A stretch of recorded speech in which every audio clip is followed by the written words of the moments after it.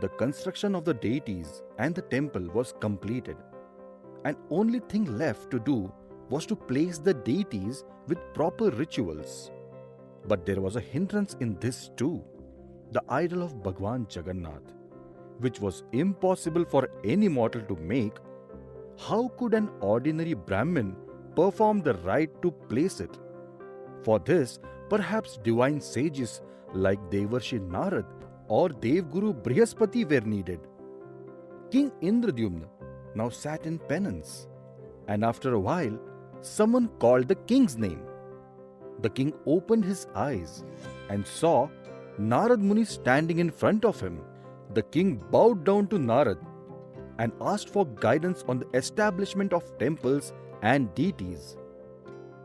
Narayana Narayan. This is the truth, Rajan. To create the form of Keshav, Dev Shilpi Vishwakarma had to come. Only one who is the best scholar of the three worlds can perform the rite to place the deities. Devarshi Narad said to the king,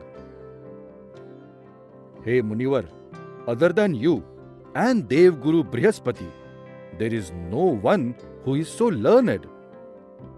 The king said, I am talking about that supreme soul from whose mouth all the Vedas have originated.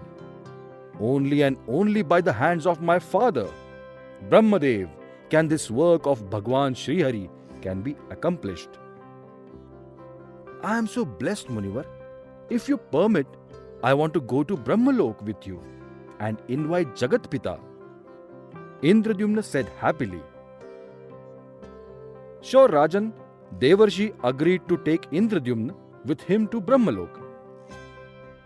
Indradyumna bid farewell to Vidyapati, Vishwavasu, and Queen Gundicha and set out on a journey to Brahmalok with Devarshi, promising to return soon. When they reached Brahmalok, Brahmaji was in meditation. King Indradyumna thought it inappropriate to disturb him, so he waited till his meditation was over. After some time, when Brahmaji opened his eyes, King Indradyumna bowed down to him and invited him to establish the temple, which Jagat Pita gladly accepted. The king's mind became very happy as soon as Brahma agreed. He was anxious to share the good news of Brahmaji's arrival with Queen Gundicha at the earliest. Therefore, now he had to come back from Brahmalok to the earth. Reaching back in Neelanchal, the king could not believe his eyes. There was no place called Shankha Kshetra.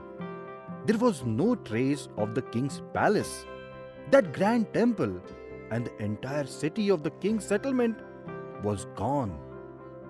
There were trails of sand all around, and the king thought that he must be dreaming. For how could it be that he had spoken to Queen Gundicha here only a few hours earlier, and now there was nothing there? The queen, Vidyapati, Vishwavasu, his council of ministers, subjects, all the artisans, and even elephant horses had disappeared from there. The king kept on calling out the name of Queen Gundicha and Vidyapati for a long time. In the end, distraught with sorrow, worried, and sat there on the sand on the beach. Now which test are you taking again, Bhagwan? Now which one? He was chanting this same sentence again and again. When the sun was about to set, he saw some people, and Indradyumna went to them and started asking about that place. Hearing what the man said, the king could not believe his ears. The man said, Looks like you're a foreigner. Sir, this place is Utkal Desh, and here for the last 14 generations, the family of majestic king Gal Madhav has been governing. 14 generations? It is impossible.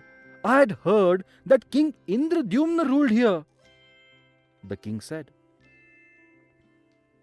I have never heard of any Indradyumna. Sorry, Looks like you have forgotten your way and have come to the wrong place. Saying this, the man started laughing. The king's grief was now turning into some unknown apprehension. But the king assumed the man was mad. So he started walking. After walking some distance, he finally saw the flag of a temple. Surely my temple is there. Surely Vidyapati and others will be waiting for me here. Saying this, Indradyumna rushed to the temple. Though it was the same temple built by him for Bhagwan Jagannath, there was nothing other than that which he could recognize. The king, distraught to know the truth, approached a Brahmin sitting outside the temple. Indradyumna was in for yet another shock. The Brahmin said, "This temple is of Bhagwan Vishnu, the family deity of King Gal Madhav. Many years ago, the king's ancestors found this huge temple completely buried in mud and sand." The Brahmin further said, "O stranger, I can understand your curiosity. You want to know how such a huge temple was buried in the soil, isn't it?" The king gave his attention to the Brahmin and answered yes only by nodding his head. "So listen, there is a folk tale about the temple. I heard it from my grandfather. He from his grandfather. About 1,000 years ago, there was a king named Indradyumna, like our Maharaj. He too was a fierce Vishnu devotee. It was he who got this temple built. But before performing the consecration, one day he probably went to Brahmalok to invite Brahma. Just from that day onwards, no one has seen him." Hearing this, Indradyumna could not believe his ears. His subjects, his queen, the council of ministers, all waited for him till their last breath. But he didn't come. After many generations, gradually the kingdom settled and got absorbed in the womb of Kal. This temple built by him was completely buried in the sand. One day, the king's horseshoe collided with some object, and the king fell on the ground. When the soil was removed, he came to know that there is a peak of a temple. After digging for a long time, then somewhere the structure of this grand temple became visible. Since the temple was empty, the king installed his deity, Bhagwan Vishnu, in it. It is only since then that the tradition of Vaishnava worship has started here. The Brahmin was watching King Indradyumna narrating this story, who started crying like a child. "What happened? Are you the descendant of the same Indradyumna?" The Brahmin asked the king, who was crying. "No, Brahmin, I am not a descendant, but the same unfortunate Indradyumna himself." Hearing this answer, before the Brahmin could react, the king started running towards the temple crying. There was no doubt in his mind now. In the Brahmalok, where one day passes, a complete Manvantara passes on the earth. And this is the result of staying some time there. The king understood that hundreds of years had passed since the death of all those whom he had left have passed away. "Why did you do such a great injustice to me? I got crushed under this wheel of Kala Chakra, Bhagwan. Oh Neel Madhav, what kind of Leela is this? You have to answer it. You'll have to answer it."